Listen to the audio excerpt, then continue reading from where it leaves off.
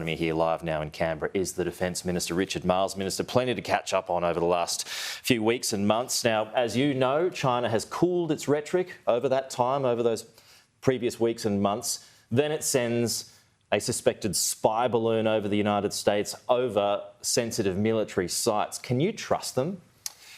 Well, firstly, I think it's a very curious incident with the balloon. I think America reacted to this in a very measured way. The important point I think we need to take from this is that the rules of the road globally matter. I mean, the global rules-based order matters. And this was clearly in breach of America's airspace.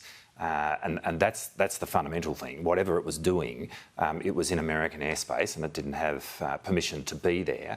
And I think the way in which America went about this was very measured. Yeah, there is heated conversations now taking place, particularly from higher-ranking members of the American establishment.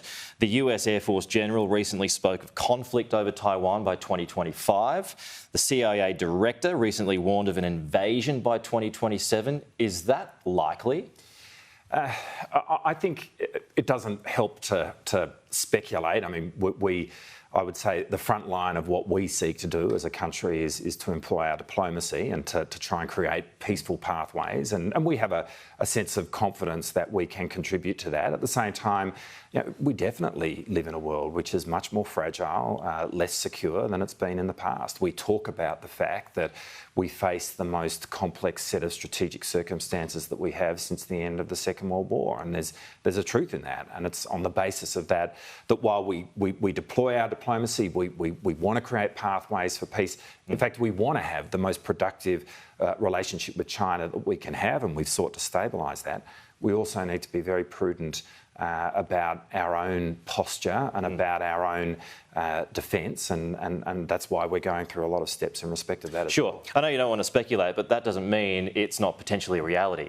It's not very far away.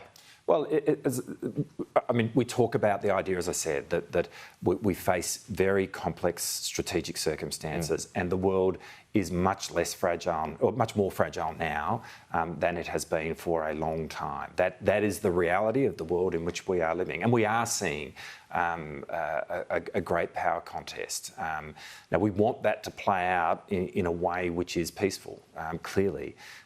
We need to be prudent about our own security, and you can look at what we are doing in terms of building our own defence.